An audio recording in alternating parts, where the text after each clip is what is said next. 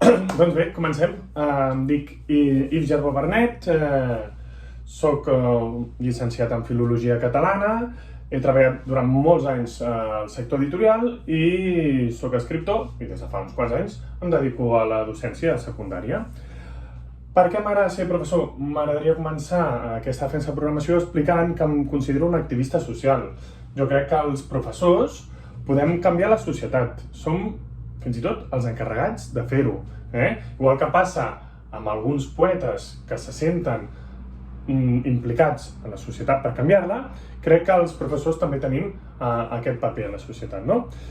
Us heu donat una programació amb una cita, sí?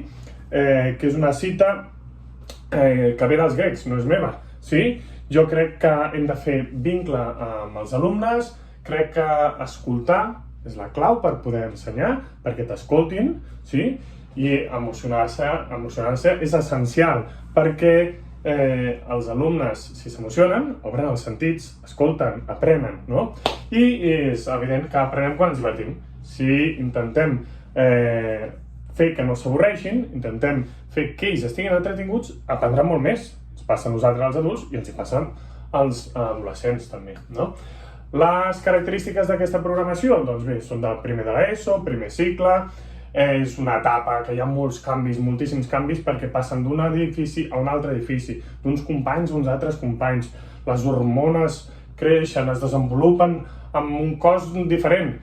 Aquests canvis m'interessen, i m'interessen perquè poden servir, són oportunitats per aprendre.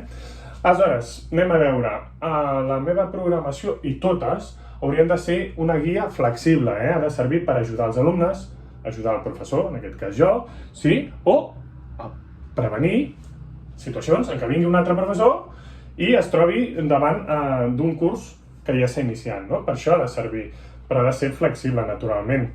Ha de facilitar la feina entre els departaments per poder-se ajudar, entre els departaments sobretot de català, castellà i fins i tot de llengües estrangeres, sí?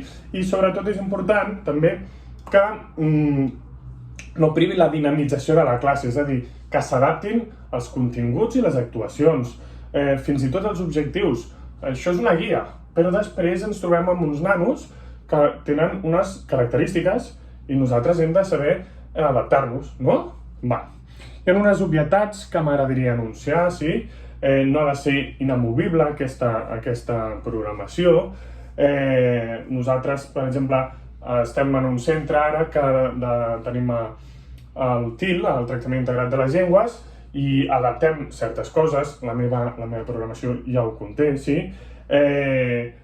També jo puc tenir la meva programació, però en arribar en un centre haig d'adaptar-me al que ja hi ha, a la idiosincràsia del centre, no? Sí? Pactar, veure què és el millor per als alumnes, sí? I aportar la meva veu, però no puc anar amb la meva programació a qualsevol lloc. S'ha d'adaptar, tot i que és una obvietat, cal fer-ho, no? Aleshores, quins són els objectius generals del curs? El nou sistema educatiu intenta millorar els resultats i reduir el fracàs escolar, no? Doncs la meva programació ha buscat això, també, naturalment, si és el que busca el sistema educatiu actual. L'objectiu final és fer que l'alumne pugui resoldre fora de l'institut tots aquells problemes i els conflictes de la vida, però com? Amb unes eines que li hem donat nosaltres a classe, no? Sí? D'això se'n diu ser competent, No han de reproduir els continguts que abans ens abocaven sobre nosaltres, sinó amb aquelles eines que els hem donat, donar solucions en el seu dia a dia. Com que som professors de llengua i la llengua és la comunicació, és perfecte per nosaltres això, Establir unes bases de comunicació perquè es puguin desenvolupar en societat, sí?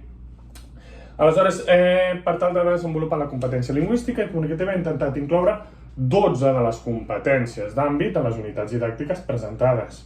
He intentat. Una altra cosa és que després es desenvolupin o no quan estàs a l'aula. Les que es treballen més són la primera, la segona i la cinquena, és a dir, obtenir informació, que m'interessa moltíssim, reconèixer gèneres de text, que com haureu vist és l'eix central de tota la programació, i escriure textos de tipologia diversa. Aquestes són els 3. Els continguts es treballen a partir de les 5 dimensions, naturalment, i incloent les 3 actituds, el gust per la lectura, importantíssim, la conducta i la riquesa de les llengües. Tot ha de ser a partir de l'exemple mirall. Si nosaltres parlem molt però no actuem conforme allò que prediquem, no serveix de res. Així com també s'han treballat les competències digitals i socials, les competències transversals, que són la digital i social, que, com veureu, està molt digitalitzat tot el que utilitzem. Aleshores, he volgut, per la metodologia, he volgut allunyar-me d'un sistema tradicional perquè no m'interessava i perquè així és cap on va l'educació en aquest país, sí? I com m'he allunyat amb 2 coses. Abans hi havia un poc treball d'habilitats lingüístiques, sí? I a mi m'interessa molt, és el que promoc, sí? Saber-se comunicar. I abans els textos estaven lluny dels textos, no?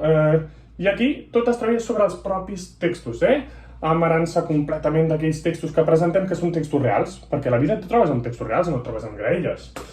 D'acord, doncs la lectura i la comprensió, veureu que el treball de la meva programació està repartit en totes les dimensions, però val a dir que fa molt d'èmfasi en la dimensió lectora, perquè a partir d'aquesta capacitat es poden desenvolupar altres. Si nosaltres sabem comprendre textos escrits i orals, nosaltres podrem aprendre moltes coses. Si després sabem expressar-nos, podrem ensenyar aquestes coses o comunicar-nos.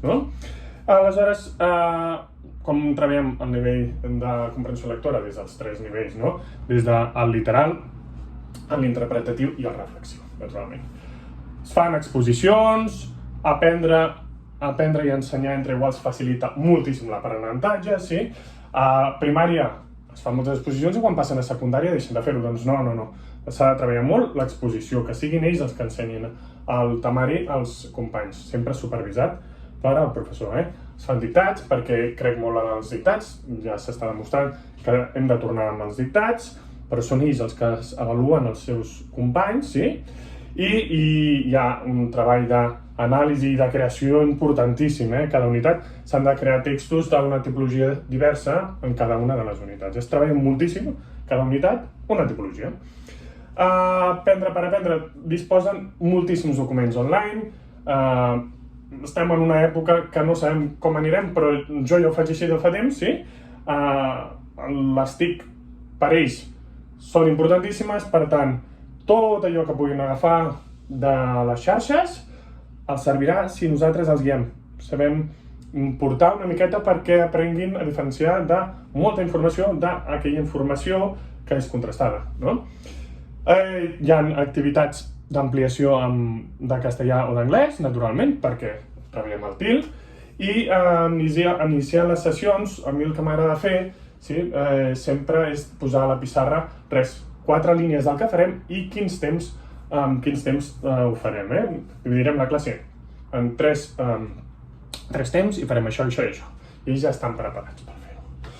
Aleshores, la varietat és el que fa la diferència, sí? Per tant, intentem treballar en grups diferents i en llocs diferents, sí? Treballem a la biblioteca, a la sala informàtica, a l'aula, a casa. Si toca estar confinats, doncs treballarem a casa, cap problema. Amb grups totalment heterogenis, amb grups de parelles, amb grups grans, amb grups classe, també de forma individual, naturalment, sí? Els grups no poden estar organitzats per nivells, sinó que han de barrejar-se, no s'ha d'excloure ningú, de ser grups paritaris, grups de nois i noies, no. Hem de demostrar amb l'exemple, sí que creiem amb la diversitat de tot tipus. Aleshores, els recursos que utilitzem naturalment són variats, molt online, però són variats, perquè hem de veure tot tipus de recursos, sí? En l'àmbit digital es treballa amb el Kahoot, es treballa amb el Classroom, es treballa amb la pantalla digital, processadors de textos, m'encanta. Jo sempre reservo molt les aules d'informàtica i si tenim la pena de tornar a estar en confinament, doncs no farà falta, ho farem des de casa. Sempre millor el contacte humà, per això l'aula d'informàtica em va perfecta. Aleshores, l'avaluació, com diu Neus Sant Martí, avaluar el que fa serveix per anar revisant els aprenentatges, sí? I així ho fem a la programació. Totes les activitats tenen avaluació, sí, i els alumnes disposen sempre de les notes online per poder veure com van, sí? Però jo no soc l'únic que avaluo els alumnes. Ells avaluen els companys, sí? I s'avaluen ells mateixos. Hi ha sempre una autoavaluació. No unes quantes, però també al final de cada trimestre. La seva nota importa moltíssim i ja sabeu que més o menys saben per on van ells, perquè com que van veient el progrés que van fent. Aleshores, a l'avaluació tinc en compte moltíssimes notes. A mi, a la meva tauleta em surten moltes notes i el que faig és veure la progressió. Tinc notes formatives, a partir d'avaluacions formatives, d'avaluacions formadores. Tinc notes sumatives, de tot. Miro el progrés i aleshores es decideix una nota. Ja us he dit que és molt important la diversitat, aleshores té molt en compte la perspectiva de gènere i es treballa amb una visió crítica de la societat. Sí? Hi ha continguts adaptats, es promou el contacte amb el departament d'orientació, naturalment, sí? Calen més instruments perquè nosaltres a vegades ens sentim una mica venguts, però si nosaltres estem en contacte amb aquests departaments i estem oberts i tenim eines com en aquesta programació per adaptar els continguts, doncs no hi ha cap problema. Sí? Aleshores, la relació d'unitats didàctiques que presento són 6, de les 9 que es farien en un curs, sí? 3 per trimestre, són 11-12 hores més o menys cada trimestre, sí? I els títols que he posat m'agrada ser concís, no començar amb títols que poc tinguin a veure i que els alumnes més dispersos es puguin perdre. No. Treballarem la narració, treballarem la descripció, treballarem la conversa, l'anunci, la notícia i el joc. I a partir d'aquí, aleshores sí que començarem a jugar amb cada una d'elles. I ens ho passarem bé. Però el títol que sigui clar, que sàpiguen el que fem, perquè durant aquella unitat només es faran coses d'aquella tipologia.